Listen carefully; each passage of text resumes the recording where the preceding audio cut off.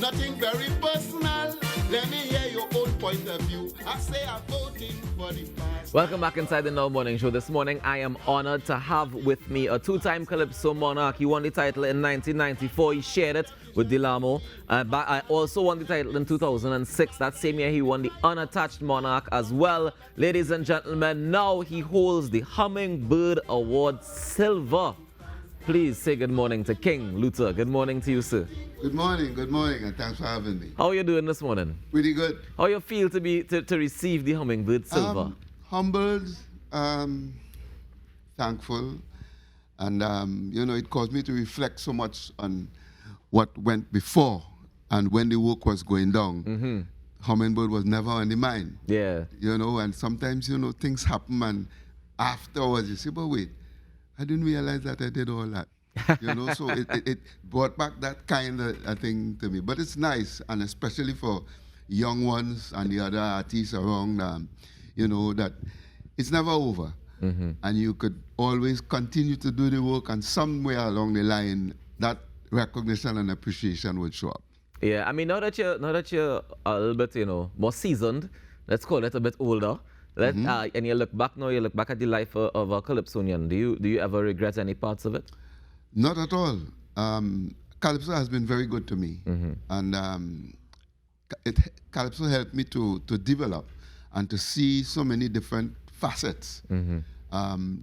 Different views, different people, different background and so on. You meet and you come up with different ideas, and understand different people's from their experiences, what life means to them, and Mm-hmm. it contributes to you. Calypso has been very good to me. Yeah. Now, back in 1994, it was the first time you won the Calypso Monarch, and you Yes. shared that title with Delamo. Yes. And now you receive a Hummingbird. Who's my twin Silver. brother from them? I now saying you receive a Hummingbird award and you share that with Delamo. Yes, we twin for life. One of the things that I saw recently is that you withdrew your injunction against Tuku. You were calling for them to have a by-election. Yes. Because you're saying that the presidency is illegitimate.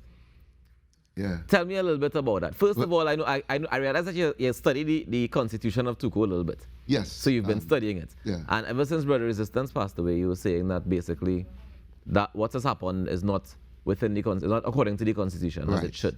Yes. There's a little bit of a misunderstanding about the withdrawal of the Injunction. Right. The injunction was to force them to do what is right according to the Constitution. Right. When the matter went to court, the judge advised us, look, forget that, the injunction, because all this time passed. Right. Let us deal with the Constitution, because if it is contrary to the Constitution, they will have to follow the Constitution. Mm-hmm. And if it is in accordance with the Constitution, we leave it just so.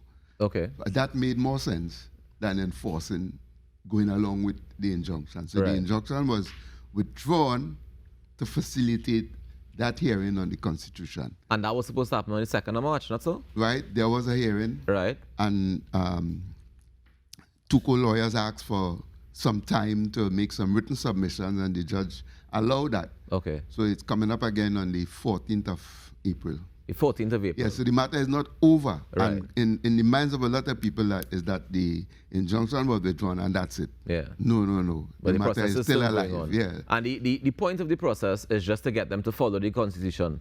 To determine whether the move that they've made is in accordance with the Constitution or not. Right.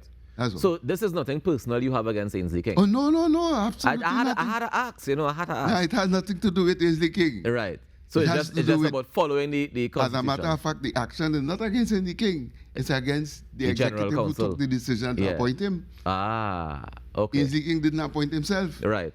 It's You true. know, yeah. But as the vice president, I would think that naturally he would get into the position, Yeah, you would think that, but the Constitution Don't doesn't say say that. so. No. Hey, before I get you to do a little performance for us, if that's okay, I wanted to get some advice that you would give to young Calypsonians coming up in the industry. Read, follow what's going on around you, love the art, stick to it. Mm-hmm. It's not about money. Money will come, but don't allow the money to be your sole intention. If you're coming in it for money, you're going to be disappointed. Coming in it for the love and do the thing to the best of your ability, the money would come. The man say if you come in for money, you will be disappointed. Definitely Ladies and so. gentlemen, the holder of a Hummingbird medal silver, and you see it displayed proudly on his chest here this morning, King Luta. If you don't mind, and give you a little song to close off the show Not this morning. at all. All right. I mean, I want to remind each and every one of you guys to make a difference today now, because together we aspire, together we achieve. On behalf of Kimberly D'Souza, Natasha Lake, my name is Rokas, wishing you a fantastic Monday. Let's do this. King Luta in the building. and I want people to sing too.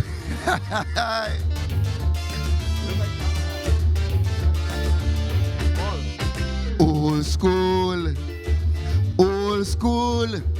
I'm an old school guy. I come from the old school. What's me? Old school, old school. I'm an old school guy. I come from the old school. Excuse me, people, excuse me. Please consider my position. I don't want to make anything, but I'm an old-time Calypsonian. Are you looking at me? You could tell I am a fella from way back when. I could tell you stories about Laja Blessed, Sukuya, and Dwen. I grew up in the days of boxcat, toting water in petrol tin. Relax, my friend, let me explain. What was my music every morning? I used to wake up very early before sunrise, kneel down and say your prayers. Make up the bed and clean the yard. Don't forget to wash the wares. Feed the fowl and the pig and clean the pen and cut some grass for the mule. After that, I still had to walk 2.5 miles to go to school. That was old school. Old school.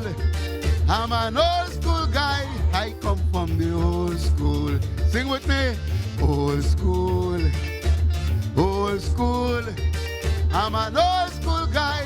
I come from the old school. I know nothing lasts forever. Everything is just for a while. That is why I just always want to find out what is the latest style. I don't ever want to be left out. Friends, I want to be in the norm.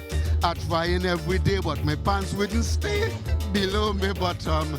My granddaughter says she want tablet. I went and buy Panadol for her. But they laugh at me because I didn't know the tablet was a computer. I used to wake up very early before sunrise, kneel down and say